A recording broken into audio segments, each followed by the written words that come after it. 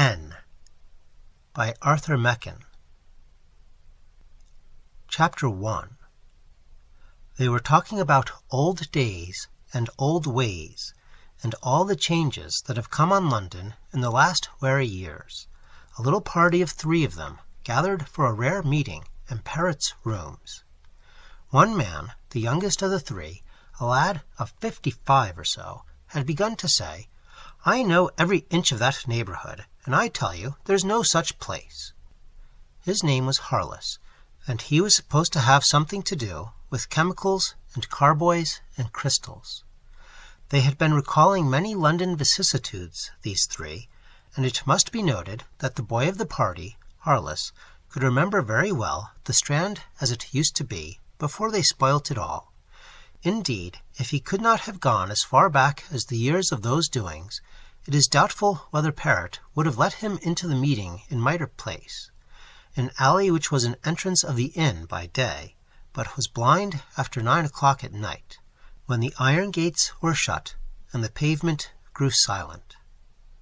The rooms were on the 2nd floor, and from the front windows could be seen the elms in the inn garden, where the rooks used to build before the war. Within, the large, low room was softly, deeply carpeted from wall to wall. The winter night, with a bitter dry wind rising and moaning even in the heart of London, was shut out by thick crimson curtains, and the 3 men sat about a blazing fire in an old fireplace, a fireplace that stood high from the hearth, with hobs on each side of it, and a big kettle beginning to murmur on one of them. The armchairs on which the 3 sat were of a sort that Mr. Pickwick sits on for ever in his frontispiece. The round table of dark mahogany stood on one leg, very deeply and profusely carved, and Parrot said it was a George IV table, though the 3rd friend, Arnold, held that William IV, or even very early Victoria, would have been nearer the mark. On the dark red wallpaper there were 18th century engravings of Durham Cathedral and Peterborough Cathedral, which showed that, in spite of Horace Walpole and his friend Mr. Gray, the 18th century couldn't draw a Gothic building when its towers and traceries were before its eyes. Because they couldn't see it, Arnold had insisted, late one night, when the gliding signs were far on in their course, and the punch in the jar had begun to thicken a little on its spices. There were other engravings of a later date about the walls, things of the 30s and 40s by forgotten artists known well enough in their day, landscapes of the valley of the Usk and the Holy Mountain and Llanthony, all with a certain enchantment and vision about them, as if their domed hills and solemn woods were more of grace than of nature. Over the hearth was Bolton Abbey in the olden time. Parrot would apologize for it. "I know," he would say, "I know all about it. It is a pig and a goat and a dog, and a damned nonsense." He was quoting a Welsh story, but it used to hang over the fire in the dining room at home, and I often wish I had brought along Te Deum Laudamus as well. "What's that?" Harless asked. "Ah, you're too young to have lived with it. It depicts 3 choir boys in surplices, one singing for his life, and the other 2 looking about them, just like choir boys. And we were always told that the busy boy was hanged at last. The companion picture showed 3 charity girls also singing. This was called Te Dominum Confitemur. I never heard their story." "I know," Harless brightened. "I came upon them both in lodgings near the station at Brighton, a Mafeking year. And a year or 2 later I saw Sherry Sir in a hotel at Tembe." "The finest wax fruit I ever saw," Arnold joined in, "was in a window at the King's Cross Road." So they all maundered along about the old-fashioned rather than the old, and so on this winter night of the cold wind they lingered about the London streets of 40, 45, 55 years ago. One of them dilated on Bloomsbury, and the days when the bars were up and the Duke's porters had boxes beside the gates, and all was peace, not to say profound dullness, within those solemn boundaries. Here was the high vaulted church of a strange sect, where, they said, while the smoke of incense fumed about a solemn rite, a wailing voice would suddenly rise up with the sound of an incantation in magic.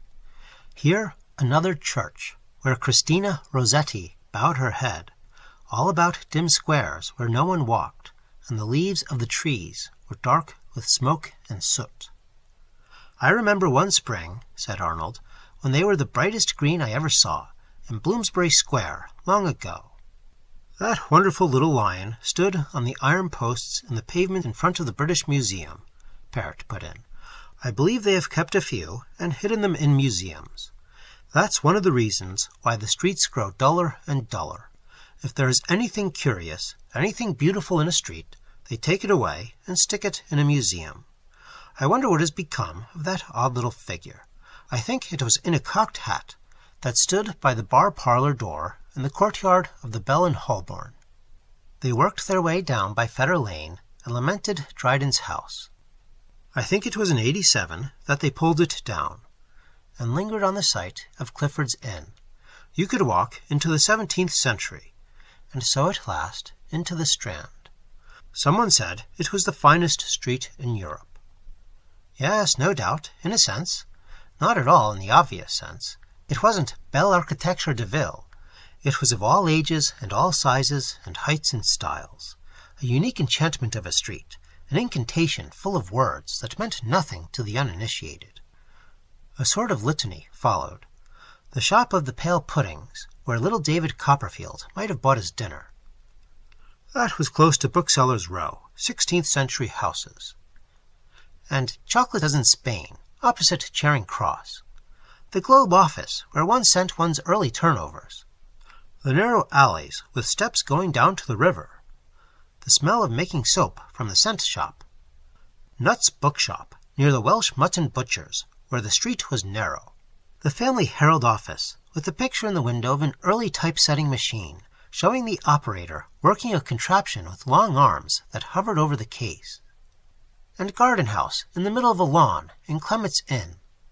And the flicker of those old yellow gas lamps, when the wind blew up the street, and the people were packing into the passage that led to the Lyceum pit. One of them, his ear caught by a phrase that another had used, began to murmur verses from "O plump head waiter at the Cock."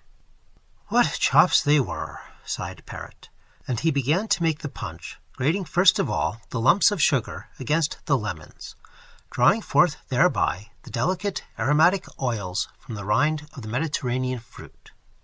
Matters were brought forth from cupboards at the dark end of the room, rum from the Jamaica coffee house in the city, spices in blue china boxes, one or two old bottles containing secret essences. The kettle boiled, the ingredients were dusted in, and poured into the red-brown jar, which was then muffled and set to digest on the hearth in the heat of the fire. "Mischa, fiat mistora," said Harless. "Very well," answered Arnold, "but remember that all the true masters of the work are invisible." Nobody minded him or his alchemy, and after a due interval the glasses were held over the fragrant steam of the jar and then filled. The three sat round the fire, drinking and sipping with grateful hearts. Chapter 2. Let it be noted that the glasses in question held no great quantity of the hot liquor. Indeed, they were what used to be called rummers, round and of a bloated aspect, but of a comparatively small capacity. Therefore, nothing injurious to the clearness of those old heads is to be inferred when it is said that between the third and fourth filling the talk drew away from central London and the lost beloved Strand, and began to go farther afield, into stranger, less known territories. Parrott began it by tracing a curious passage he had once made northward, dodging by the Globe and the Olympic theatres into the dark labyrinth of Clare Market, under arches and by alleys, till he came into Great Queen Street, near the Freemasons' Tavern and Inigo Jones' Red Pilasters. Another took up the tale, and drifting into Holborn by Whetstone's Park, and going astray a little to visit Kingsgate Street, just like Viz's plate, mean, low, deplorable, but I wish they hadn't pulled it down. Finally reached Theobald's Road.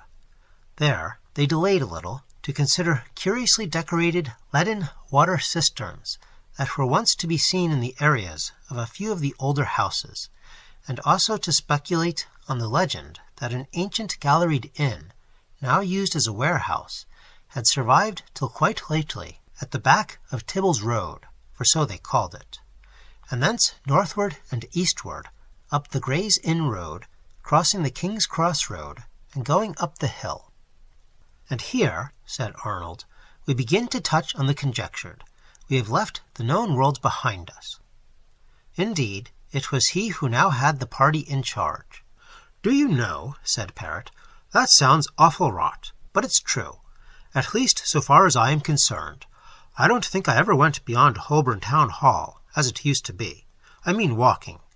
Of course, I've driven in a hansom to King's Cross Railway Station, and I went once or twice to the military tournament, whence it was at the Agricultural Hall in Islington, but I don't remember how I got there.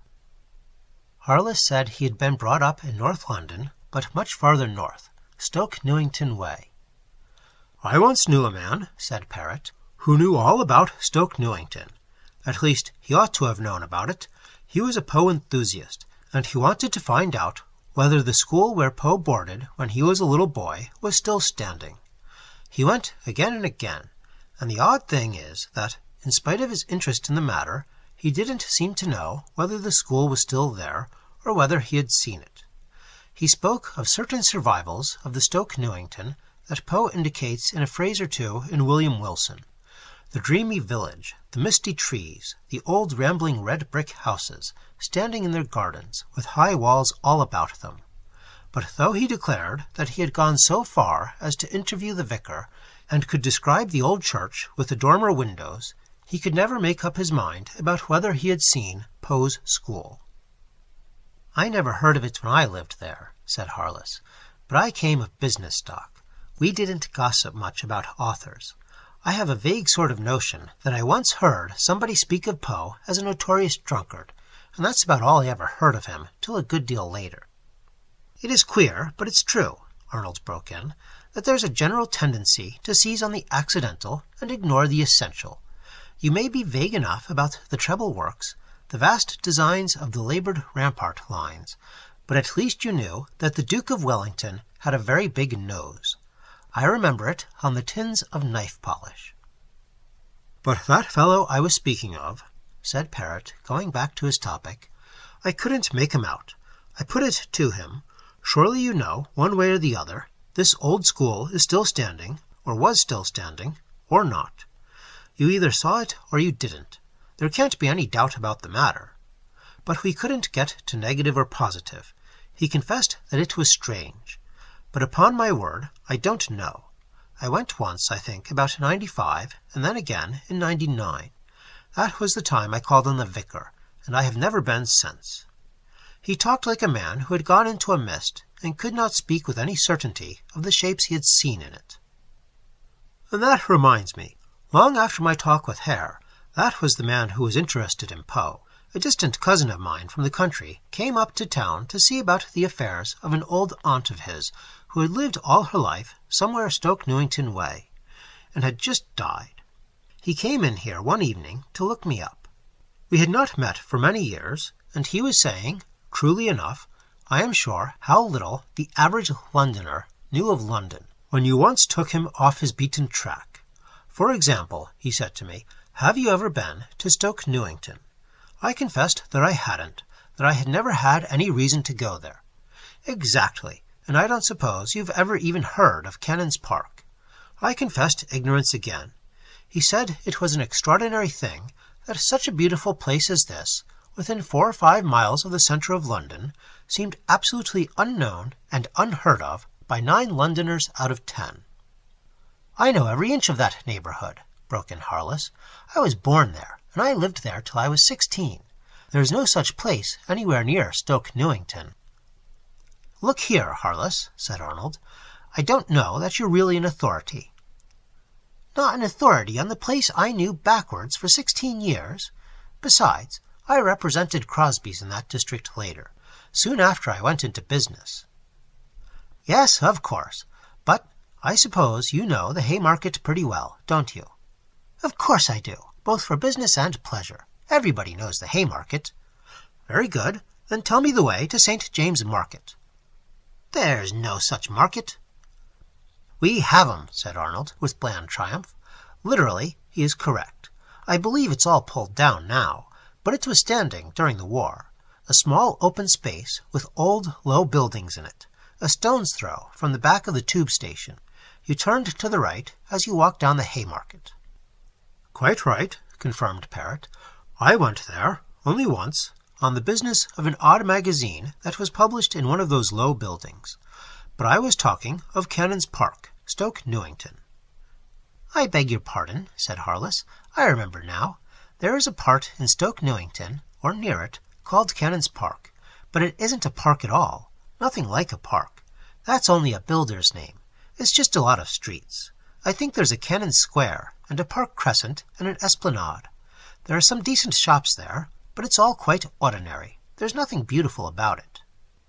But my cousin said it was an amazing place, not a bit like the ordinary London parks or anything of the kind he'd seen abroad. You go in through a gateway, and he said it was like finding yourself in another country. Such trees that it must have been brought from the end of the world. There were none like them in England, though one or two reminded him of trees in Kew Gardens. Deep hollows with streams running from the rocks, lawns all purple and gold with flowers, and golden lilies, too, towering up into the trees and mixing with the crimson of the flowers that hung from the boughs. And here and there were little summer houses and temples, shining white in the sun, like a view in China, as he put it. Harless did not fail with his response. I tell you there's no such place. And he added, and anyhow, it all sounds a bit too flowery. But perhaps your cousin was that sort of man, ready to be enthusiastic over a patch of dandelions in a back garden. A friend of mine once sent me a wire to come at once, most important, meet me St. John's Wood Station. Of course I went, thinking it must be really important, and what he wanted was to show me the garden of a house to let in Grove End Road, which was a blaze of dandelions. And a very beautiful sight, said Arnold with fervour. It was a fine sight, but hardly a thing to wire a man about. And I should think that's the secret of all this stuff your cousin told you, Parrott. There used to be one or two big well-kept gardens at Stoke Newington, and I suppose he strolled into one of them by mistake, and then got rather wildly enthusiastic about what he saw. It's possible, of course, said Parrott, but in a general way he wasn't that sort of man. He had an experimental farm, not far from Wells, and bred new kinds of wheat, and improved grasses. I have heard him called stodgy, though I have always found him pleasant enough when we met. Well, I tell you there's no such place in Stoke Newington, or anywhere near it. I ought to know. How about St. James's Market? Asked Arnold. Then they left it at that. Indeed, they had felt for some time that they had gone too far away from their known world, and from the friendly tavern fires of the Strand, into the wild no-man's land of the north. To Harless, of course, those regions had once been familiar, common and uninteresting. He could not revisit them in talk with any glow of feeling. The other two held them unfriendly and remote, as if one were to discourse of Arctic explorations, and lands of everlasting darkness. They all returned with relief to their familiar hunting grounds, and saw the play in theatres that had been pulled down for 35 years or more, and had steaks and strong ale afterwards, in the box by the fire that had been finally raked out soon after the new law courts were opened. Chapter 3. So, at least, it appeared at the time, that there was something in the tale of this suburban park that remained with Arnold and beset him, and sent him at last to the remote north of the story. For, as he was meditating on this vague attraction, he chanced to light on a shabby brown book on his untidy shelves, a book gathered from a stall in Farringdon Street, where the manuscript of Traherne's Centuries of Meditations had been found. So far, Arnold had scarcely glanced at it. It was called A London Walk, Meditations in the Streets of the Metropolis. The author was the Reverend Thomas Hampole, and the book was dated 1853. It consisted, for the most part, of moral and obvious reflections, such as might be expected from a pious and amiable clergyman of the day. In the middle of the 19th century, the relish of moralizing, which flourished so in the age of Addison and Pope and Johnson, which made The Rambler a popular book, and gave fortunes to the publishers of sermons, has still a great deal of vigor. People liked to be warned of the consequences of their actions, to have lessons in punctuality, to learn about the importance of little things, to hear sermons from stones, and to be taught that there were gloomy reflections to be drawn from almost everything.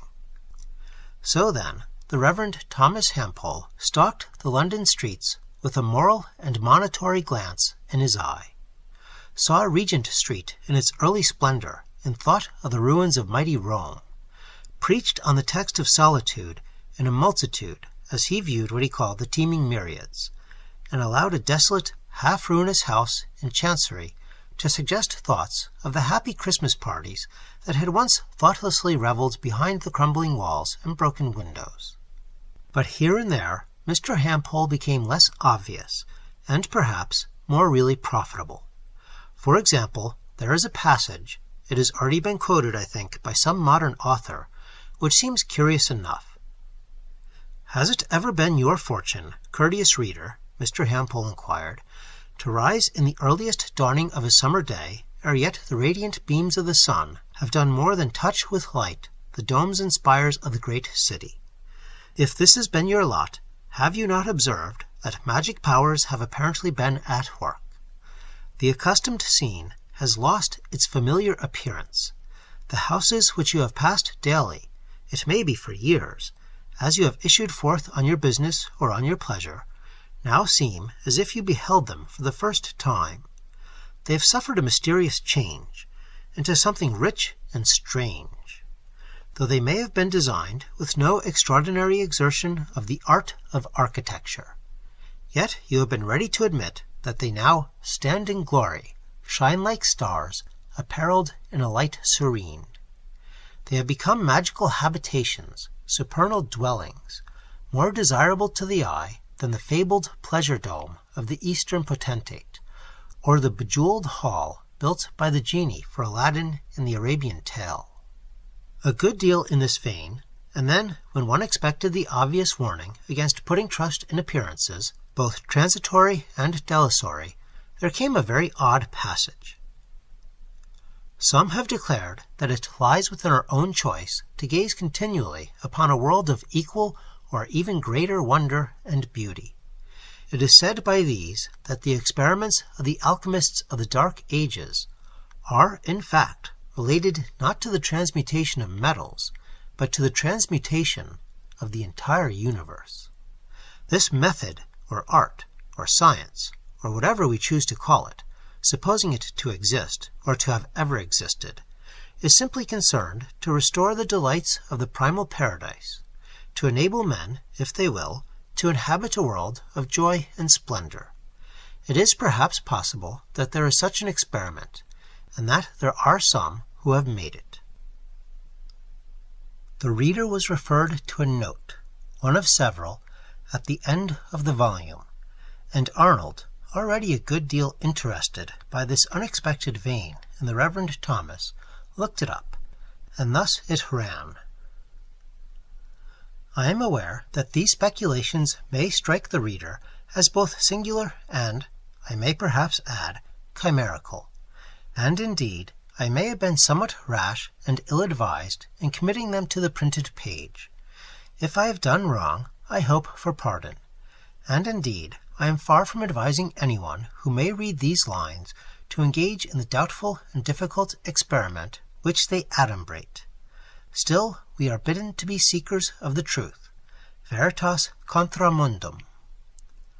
I am strengthened in my belief that there is at least some foundation for the strange theories at which I have hinted, by an experience that befell me in the early days of my ministry. Soon after the termination of my first curacy, and after I had been admitted to priest's orders, I spent some months in London, living with relations in Kensington, A college friend of mine, whom I will call the Reverend Mr. S., was, I was aware, a curate in a suburb of the north of London, S.N. I wrote to him, and afterwards called at his lodgings at his invitation. I found S. in a state of some perturbation. He was threatened, it seemed, with an affection of the lungs, and his medical adviser was insistent that he should leave London for a while and spend the 4 months of the winter in the more genial climate of Devonshire. Unless this were done, the doctor declared, the consequences to my friend's health might be of a very serious kind. S. was very willing to act on this advice, and indeed anxious to do so. But, on the other hand, he did not wish to resign his curacy, in which, as he said, he was both happy and, he trusted, useful. On hearing this, I at once proffered my services, telling him that if the vicar approved, I should be happy to do his duty till the end of the ensuing March, or even later, if the physicians considered a longer stay in the south would be advisable. S. was overjoyed. He took me at once to see the vicar, the fitting inquiries were made, and I entered on my temporary duties in the course of a fortnight. It was during this brief ministry in the environs of London that I became acquainted with a very singular person whom I shall call Glanville. He was a regular attendant at our services, and in the course of my duty I called on him and expressed my gratification at his evident attachment to the liturgy of the Church of England. He replied with due politeness and asked me to sit down and partake with him of the soothing cup, and we soon found ourselves engaged in conversation. I discovered early in our association that he was conversant with the reveries of the German theosophist Machen, and the later works of his English disciple William Law, and it was clear to me that he looked on these labyrinths of mystical theology with a friendly eye. He was a middle-aged man, spare of habit and of a dark complexion, and his face was illuminated in a very impressive manner as he discussed the speculations which had evidently occupied his thoughts for many years. Based as these theories were on the doctrines, if we may call them by that name, of Law and Machen, they struck me as of an extremely fantastic, I would even say fabulous, nature. But I confess that I listened with a considerable degree of interest, while making it evident that as a minister of the Church of England I was far from giving my free assent to the propositions that were placed before me. They were not, it is true, manifestly and certainly opposed to orthodox belief, but they were assuredly strange, and as such to be received with salutary caution. As an example of the ideas which beset a mind which was ingenious, and I may say devout, I may mention that Mr. Glanville often dwelt on a consequence, not generally acknowledged, of the fall of man. When man yielded, he would say, to the mysterious temptation intimated by the figurative language of Holy Writ, the universe, originally fluid and the servant of his spirit, became solid, and crashed down upon him, overwhelming him beneath its weight and its dead mass.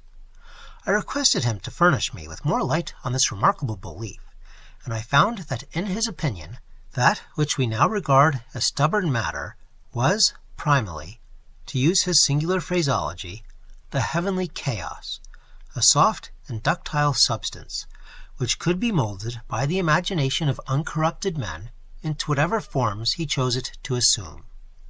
Strange as it may seem, he added, the wild inventions, as we consider them, of the Arabian tales give us some notion of the powers of the Homo protoplastus. The prosperous city became a lake. The carpet transports us in an instant of time, or rather without time, from one end of the earth to another. The palace rises at a word from nothingness.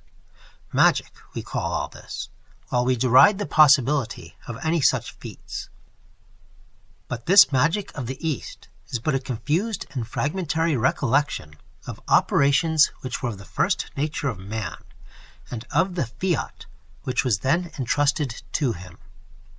I listened to this and other similar expositions of Mr. Glanville's extraordinary beliefs with some interest, as I have remarked.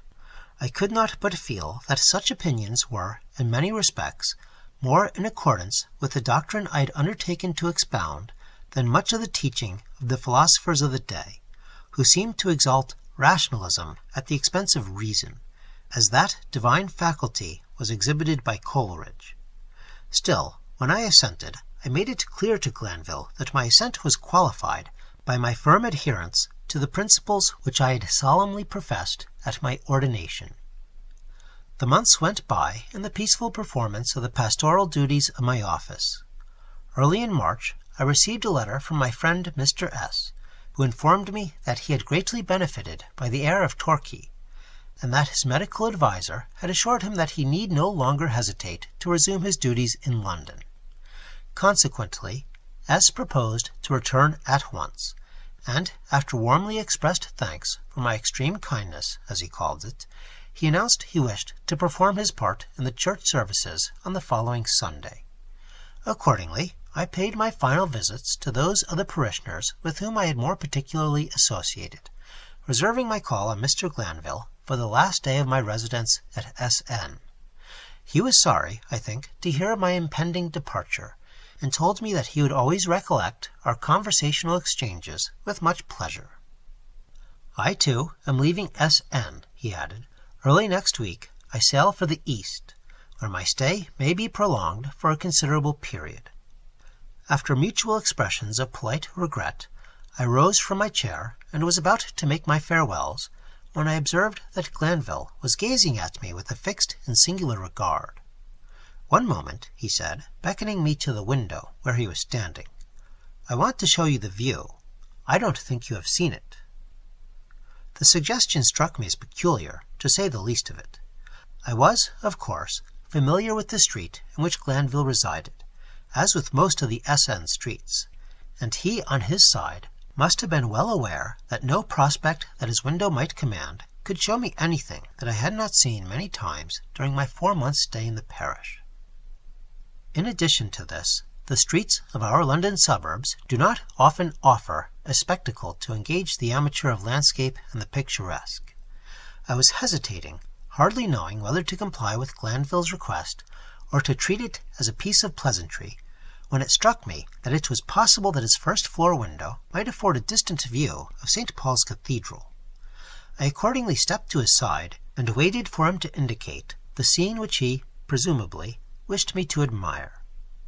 His features still wore the odd expression which I have already remarked. "Now," said he, "look out and tell me what you see."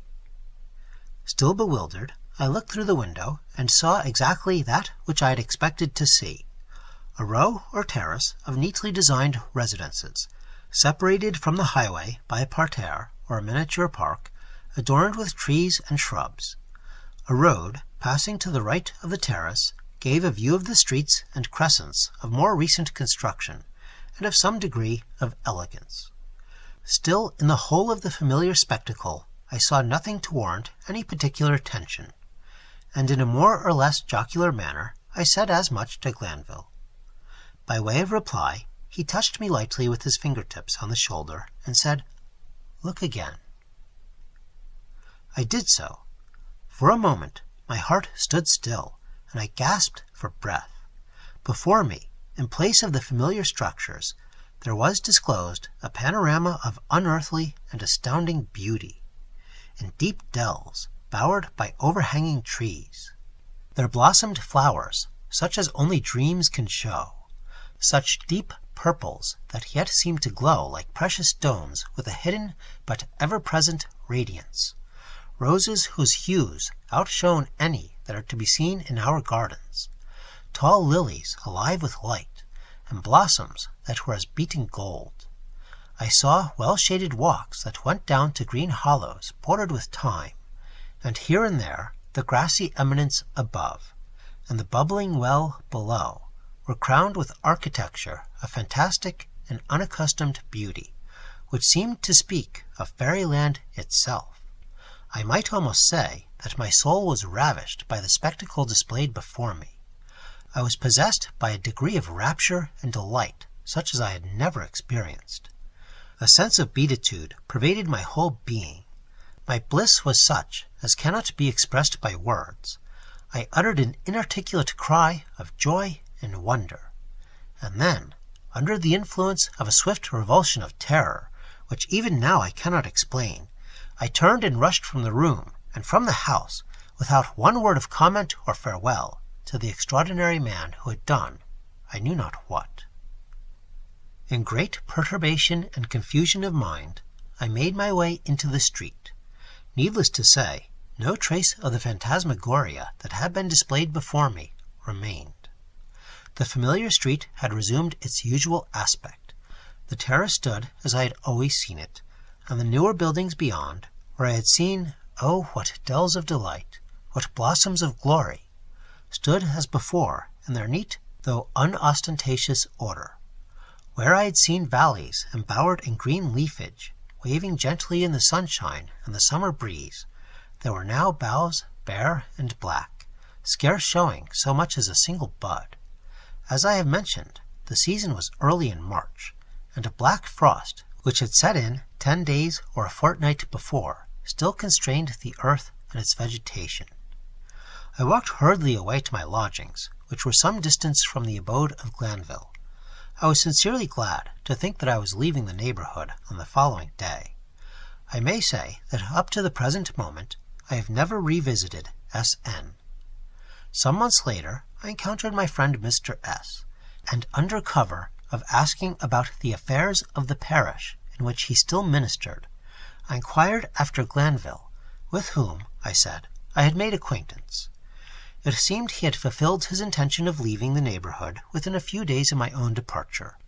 He had not confided his destination or his plans for the future to anyone in the parish.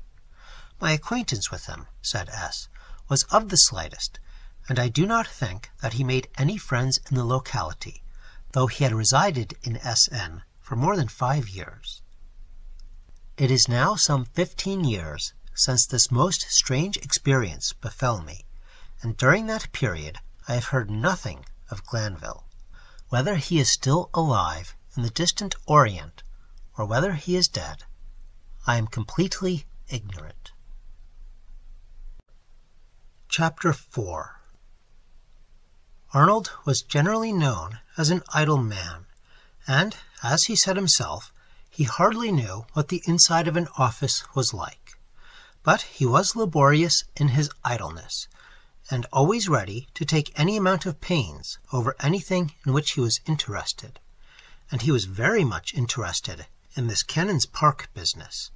He felt sure that there was a link between Mr. Hampole's odd story, more than odd, he meditated, and the experience of Parrot's cousin, the wheat breeder from the West Country. He made his way to Stoke Newington, and strolled up and down it, looking about him with an inquisitive eye. He found Cannon's Park, or what remained of it, without any trouble. It was pretty well as Harless had described it, a neighborhood laid out in the 20s or 30s of the last century for city men of comfortable down to tolerable incomes. Some of these houses remained, and there was an attractive row of old-fashioned shops still surviving. Again, in one place, there was the modest cot of late Georgian or early Victorian design, with its trellised porch of faded blue-green paint, its patterned iron balcony, not displeasing, its little garden in the front, and its walled garden at the back, a small coach-house, a small stable. In another, something more exuberant and on a much larger scale, ambitious pilasters and stucco, broad lawns and sweeping drives, and glass in the back premises. But on all the territory modernism had delivered its assault. The big houses remaining had been made into maisonettes. The small ones were down at heel, no longer objects of love, and everywhere there were blocks of flats in wicked red brick, as if Mrs. Todgers had given Mr. Pecksniff her notion of an up-to-date jail, and he had worked out her design. Opposite Cannon's Park, and occupying the site on which Mr. Glanville's house must have stood, was a technical college. Next to it, a school of economics. Both buildings curdled the blood, in their purpose and in their architecture. They looked as if Mr. H. G. Wells's bad dreams had come true. In none of this, whether moderately ancient or grossly modern, could Arnold see anything to his purpose. In the period of which Mr. Hampole wrote, Canon's Park may have been tolerably pleasant. It was now becoming intolerably unpleasant. But at its best, there could not have been anything in its aspect to suggest the wonderful vision which the clergyman thought he had seen from Glanville's window. And suburban gardens, however well kept, could not explain the farmer's rhapsodies. Arnold repeated the sacred words of the explanation formula, telepathy, hallucination, hypnotism, but felt very little easier. Hypnotism, for example, that was commonly used to explain the Indian rope trick. There was no such trick, and in any case, hypnotism could not explain that or any other marvel seen by a number of people at once, since hypnotism could only be applied to individuals and with their full knowledge, consent, and conscious attention. Telepathy might have taken place between Glanville and Hampole, but whence did Parrot's cousin receive the impression that he not only saw a sort of Kubla Khan, or Old Man of the Mountain Paradise, but actually walked abroad in it? The Society for Psychical Research had, one might say, discovered telepathy, and had devoted no small part of their energies for the last 45 years or more to a minute and thoroughgoing investigation of it. But, to the best of his belief, their recorded cases gave no instance of anything so elaborate as this business of Canon's Park. And again, so far as he could remember, the appearances ascribed to a telepathic agency were all personal, visions of people, not of places. There were no telepathic landscapes. And as for hallucination, that did not carry one far. That stated a fact, but offered no explanation of it. Arnold had suffered from liver trouble. He had come down to breakfast one morning and had been vexed to see the air all dancing with black specks. Though he did not smell the nauseous odor of a smoky chimney, he made no doubt at first that the chimney had been smoking, or that the black specks were floating soot. It was some time before he realized that, objectively, there were no black specks, that they were all optical illusions, and that he had been hallucinated. And no doubt the parson and the farmer had been hallucinated, but the cause, the motive power, was to seek. Dickens told how, waking one morning, he saw his father sitting by his bedside, and wondered what he was doing there. He addressed the old man, and got no answer, put out his hand to touch him, and there was no such thing. Dickens was hallucinated, but since his father was perfectly well at the time, and in no sort of trouble, the mystery remained insoluble, unaccountable. You had to accept it, but there was no rationale of it. It was a problem that had to be given up. But Arnold did not like giving problems up.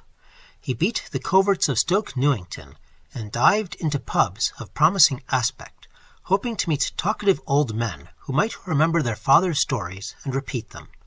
He found a few, for though London has always been a place of restless migratory tribes and shifting populations, and now more than ever before, yet there still remains in many places, and above all in the remoter northern suburbs, an old fixed element, which can go back in memory sometimes for 100, even 150 years.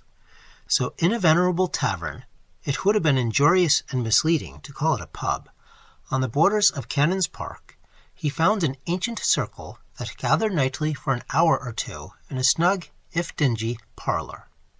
They drank little, and that slowly, and went early home. They were small tradesmen of the neighbourhood, and talked their business and the changes they had seen, the curse of multiple shops, the poor stuff sold in them, and the cutting of prices and profits. Arnold edged into the conversation by degrees, after one or two visits. "Well, sir, I am very much obliged to you, and I won't refuse," and said that he thought of settling in the neighbourhood. It seemed quiet. "Best wishes, I'm sure." Quiet, well, it was once, but not much of that now in Stoke Newington. All pride and dress and bustle now, and the people that had the money and spent it, they're gone long ago. "There were well-to-do people here?" asked Arnold, treading cautiously, feeling his way inch by inch. There were, I assure you, sound men, warm men, my father used to call them. There was Mr. Tredegar, head of Tredegar's Bank. That was amalgamated with the City and National many years ago. Nearer 50 than 40, I suppose. He was a fine gentleman and grew beautiful pineapples. I remember his sending us one, when my wife was poorly, all one summer. You can't buy pineapples like that now. You're right, Mr. Reynolds, perfectly right. I have to stock what they call pineapples, but I wouldn't touch them myself. No scent, no flavor, tough and hard. You can't compare a crab-apple with a Cox's pippin. There was a general assent to this proposition, and Arnold felt that it was slow work. And even when he got to his point, there was not much gained. He said he had heard that Cannon's Park was a quiet part, off the main track. Well, there's something in that, said the ancient who had accepted the half-pint. You don't get very much traffic there, it's true. No trams or buses or motor coaches, but they're pulling it all to pieces, building new blocks of flats every few months. Of course, that might suit your views. Very popular these flats are, no doubt, with many people. Most economical, they tell me, but I always liked a house of my own, myself. I'll tell you one way a flat is economical, the greengrocer said, with a preparatory chuckle. If you're fond of the wireless, you can save the price and the license. You'll hear the wireless on the floor above and the wireless on the floor below, and one or two more besides when they've got their windows open on summer evenings. Very true, Mr. Bats, very true. Still, I must say, I'm rather partial to the wireless myself. I like to listen to a cheerful tune, you know, at tea time. You don't tell me, Mr. Potter, that you like that horrible jazz, as they call it. Well, Mr. Dixon, I must confess, and so forth and so forth. It became evident that there were modernists even here. Arnold thought that he had heard the term hot blues distinctly uttered. He forced another half-pint. Very kind of you, mild this time, if you don't mind, on his neighbor, who turned out to be Mr. Reynolds, the pharmaceutical chemist, and tried back. So you wouldn't recommend Cannon's Park as a desirable residence? Well, no, sir, not to a gentleman who wants quiet, I should not. You can't have quiet when a place is being pulled down about your ears, as you may say. It certainly was quiet enough in former days. Wouldn't you say so, Mr. Bats? Breaking in on the musical discussion. Cannon's Park was quiet enough in our young days, wasn't it? It would have suited this gentleman then, I'm sure. Perhaps so, said Mr. Bats, perhaps so, and perhaps not. There's quiet and quiet. And a certain stillness fell upon the little party of old men. They seemed to ruminate, to drink their beer in slower sips. There was always something about that place I didn't altogether like, said one of them at last, but I'm sure I don't know why. Wasn't there some tale of a murder there a long time ago? Or was it a man that killed himself, and was buried at the crossroads by the green, with a stake through his heart? I've never heard of that, but I've heard my father say that there was a lot of fever about there formerly. I think you're all wide of the mark, gentlemen, if you'll excuse my saying so. This from an elderly man in a corner, who had said very little hitherto. I wouldn't say Cannon's Park had a bad name, far from it. But there certainly was something about it that many people didn't like. Fought shy of, you may say, and it's my belief that it was all on account of the lunatic asylum that used to be there a while ago. A lunatic asylum was there? Arnold's particular friend asked. Well, I think I remember hearing something to that effect in my very young days. Now you recall the circumstances. I know we boys used to be very shy of going through Cannon's Park after dark. My father used to send me on errands that way now and again, and I always got another boy to come along with me if I could, but I don't remember that we were particularly afraid of the lunatics either. In fact, I hardly know what we were afraid of, now I come to think of it. Well, Mr. Reynolds, it's a long time ago, but I do think it was that madhouse put people off of Cannon's Park in the first place. You know where it was, don't you? I can't say I do. Well, it was that big house right in the middle of the park that had been empty years and years, 40 years, I dare say, and going to ruin. You mean the place where Empress Mansions are now? Oh, yes, of course. Why, they pulled it down more than 20 years ago, and then the land was lying idle all through the war and long after. A dismal-looking old place it was. I remember it well. The ivy growing over the chimney-pots, and the windows smashed, and the toilette boards smothered in creepers. Was that house an asylum in its day?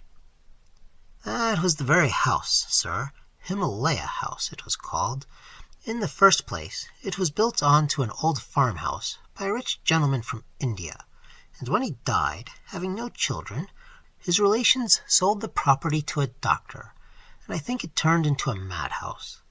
And as I was saying, I think people didn't much like the idea of it. You know, those places weren't so well looked after as they say they are now, and some very unpleasant stories got about. I'm not sure if the doctor didn't get mixed up in a lawsuit over a gentleman of good family, I believe, who had been shut up in Himalaya House by his relations for years, and as sensible as you or me all the time. And then there was that young fellow that managed to escape. That was a queer business, though there was no doubt that he was mad enough for anything. One of them got away, did he? Arnold inquired, wishing to break the silence that long again fell on the circle. That was so. I don't know how he managed it, as they were said to be very strictly kept, but he contrived to climb out, or creep out, somehow or other, one evening about tea-time, and walked as quietly as you please up the road, and took lodgings close by here, in that row of old red brick houses that stood where the Technical College is now. I remember well hearing Mrs. Wilson, that kept the lodgings. She lived to be a very old woman, telling my mother that she never saw a nicer-looking, better-spoken young man than this Mr. Vallance, I think he called himself. Not his real name, of course. He told her a proper story enough about coming from Norwich, and having to be very quiet on account of his studies and all that. He had his carpet-bag in his hand, and said the heavy luggage was coming later, and paid a fortnight in advance, quite regular.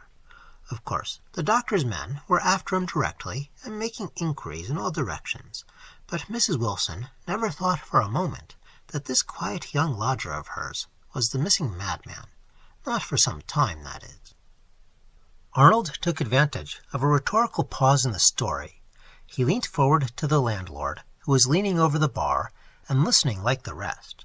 Presently, orders round were solicited, and each of the circle voted for a small drop of gin, feeling mild or even bitter to be inadequate to the crisis of such a tale. And then, with courteous expressions, they drank the health of our young friend sitting by our friend Mr. Reynolds, and one of them said, "So she found out, did she?" "I believe," the narrator continued, "that it was a week or thereabouts before Mrs. Wilson saw there was something wrong. It was when she was clearing away his tea. He suddenly spoke up and says, 'What I like about these apartments of yours, Mrs. Wilson, is the amazing view you have from your windows.' Well, you know, that was enough to startle her. We all of us know what there was to see from the windows of Rodman's Row, Fothergill Terrace, and Chatham Street, and Cannon's Park. Very nice properties, no doubt, all of them, but nothing to write home about, as the young people say. So Mrs. Wilson didn't know how to take it quite, and thought it might be a joke. She put down the tea-tray and looked the lodger straight in the face. 'What is it, sir, you particularly admire, if I might ask?' 'What do I admire?' said he. 'Everything.' And then, it seems, he began to talk the most outrageous nonsense about golden and silver and purple flowers, and the bubbling well, and the walk that went under the trees right into the wood, and the fairy house on the hill, and I don't know what. He wanted Mrs. Wilson to come to the window and look at it all. She was frightened, and took up her tray, and got out of the room as quick as she could, and I don't wonder at it. And that night, when she was going to bed, she passed her lodger's door, and heard him talking out loud, and she stopped to listen. Mind you, I don't think you can blame the woman for listening. I dare say she wanted to know who and what she had got in her house. At first she couldn't make out what he was saying. He was jabbering in what sounded like a foreign language, and then he cried out in plain English, as if he were talking to a young lady, and making use of very affectionate expressions.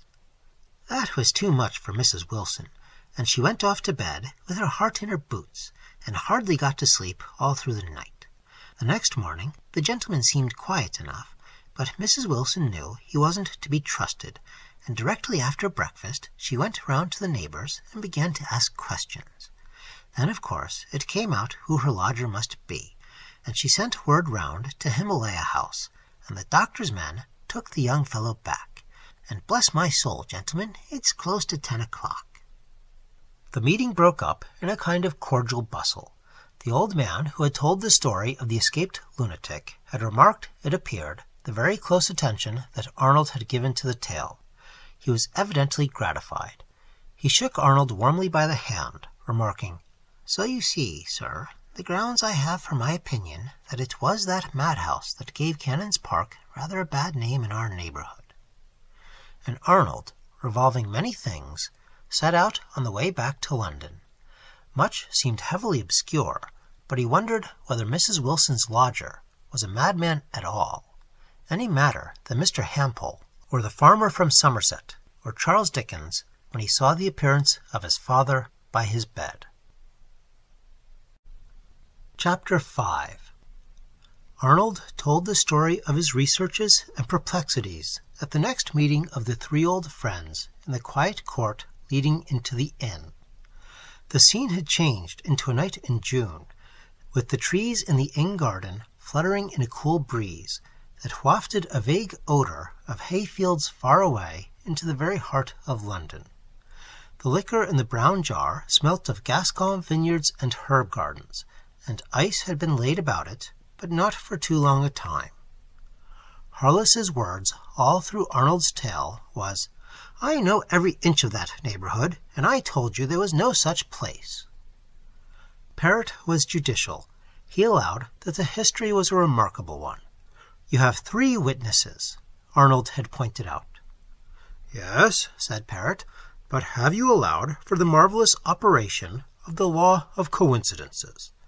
There's a case, trivial enough perhaps you may think, that made a deep impression on me when I read it a few years ago. 40 years before, a man had bought a watch in Singapore, or Hong Kong perhaps. The watch went wrong, and he took it to a shop in Holborn to be seen to. The man who took it from him over the counter was the man who had sold him the watch in the East all those years before. You can never put coincidence out of court and dismiss it as an impossible solution. Its possibilities are infinite." Then Arnold told the last broken, imperfect chapter of the story.